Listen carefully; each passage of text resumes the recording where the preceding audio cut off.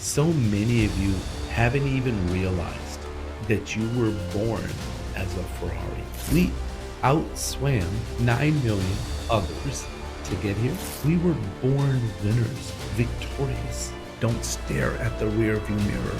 Focus on the windshield. Look at where you're going. Hey everyone, a Ferrari is a powerful, powerful car. Like it is, like the engine, the beauty. It's one of the most expensive cars in the world. Yes, there's Bugattis, McLarens, all these supercars, but let's just stay with Ferrari. Can I ask you a question? What's the difference between a Ferrari and a Mini Cooper? If you know what a Mini Cooper is, if not, Google it. but what's the difference? Oh, Muzafer, the engine, the speed, 0 to 60, like everything about it. It's okay. And can I ask you a question? Which car gets you from point A to point B faster? The Ferrari, of course, unless the Ferrari stays in park and the Mini Cooper is in drive. Unless the Ferrari is in reverse and the Mini Cooper is in drive. Unless the Ferrari isn't even turned on and the Mini Cooper is in drive. So many of you haven't even realized that you were born as a Ferrari. You were born a winner. You really were. I'm not going to get into science, but you know that most of us, because I can't ever say all, but most of us, we outswam 9,999,999 others to get here. Most of us. Therefore, we were born winners, victorious. You're a Ferrari, but so many people are in park. They're in park. They haven't made the decision to put it into drive, let alone not even neutral, where the vehicle could at least move.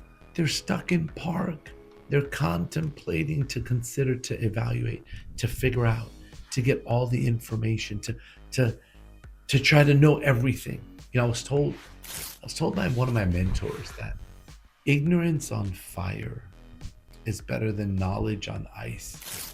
Some of the most intelligent people in the world are still broke, because when I used to hear people say knowledge is power, no, it's not. It's the action of knowledge that can lead to powerful things. All the knowledge in the world is still considered ignorance without action. So let's go back to the car. Number one, so many people are in park. Number two, so many people are stuck in reverse. Think about that one. They're constantly headed backwards. They're constantly talking about yesterday.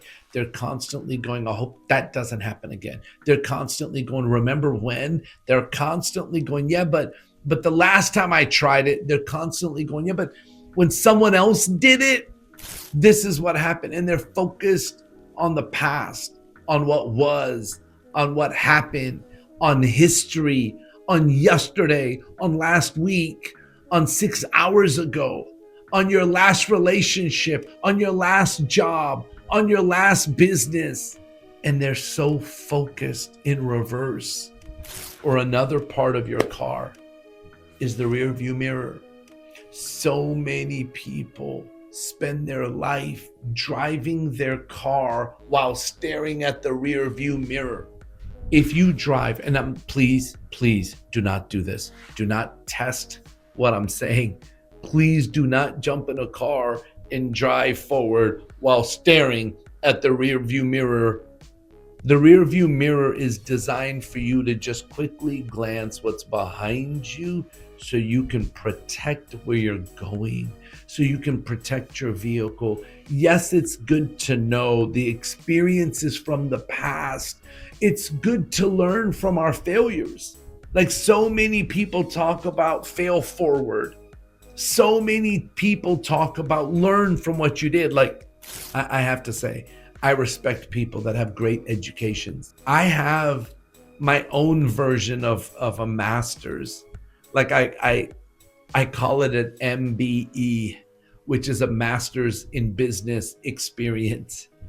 That's what I feel about myself because of my experiences and the fact that I learned from them.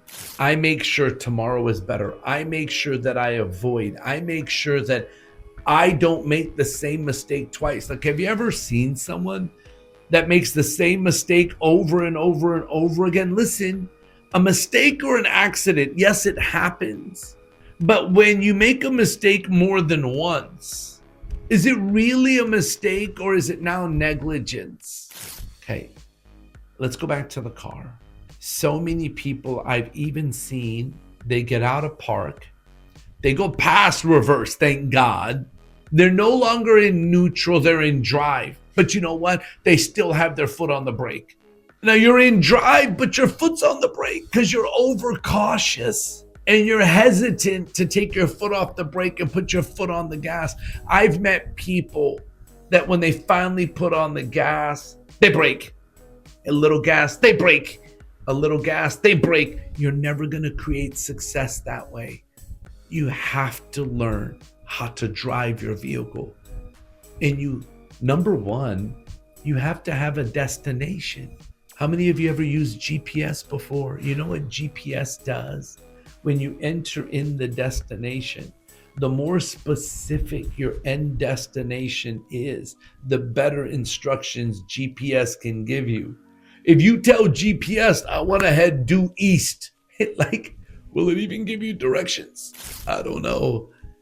If you named a city or a country, it may show you what it's going to take for you to get there. It may pick a place. Oh my gosh, wouldn't that be scary? So many of us are not specific with our destination, and you need to be. You need a specific goal if you're going to go from point A to point B. Now, so many of you have short-term goals, but you don't have long-term goals. So many of you have long-term goals, but you don't have short-term goals. You need to have both. So many people overestimate what they can do in 1 year, and they underestimate what they can do in 5, because we all want results now.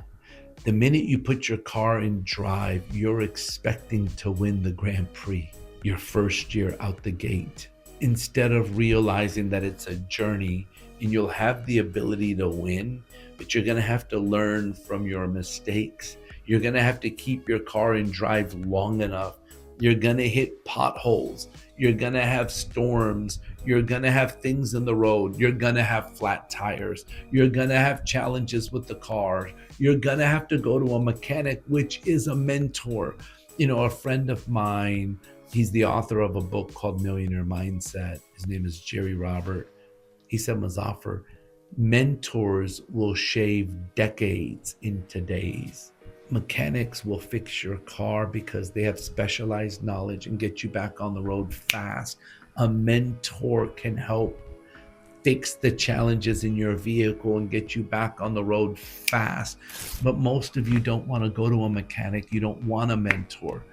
And most of you have picked the wrong mechanic. Listen, if you have a sports car, do not go to someone that fixes trucks or someone that fixes vans, or do not go to a hairstylist if you need your car fixed. I know you think that's crazy. Go to an expert that can handle the engine that you have. All of you are Ferraris, but most of you are being mentored, or you're getting your car fixed by someone that has never fixed a Ferrari. We have to find you the right mentors. We have to guide you and coach you and help you. Number one, pick an end destination.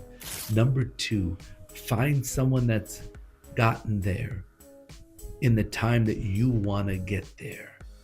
Number three, make the investment to get that mechanic to fix your vehicle and help you get there. It's called a mentor. Number four, keep your car in drive and drive.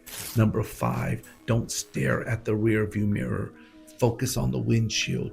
Look at where you're going. And number 6, enjoy the journey. Enjoy the journey. Because if you take time to look around and see your journey, life will be that much sweeter. Remember, number 7, the patience of being on your journey sometimes can be bitter, but the aftertaste will be so sweet when you get there. Go through these steps. Stay and drive. Enjoy the ride. We'll see you soon.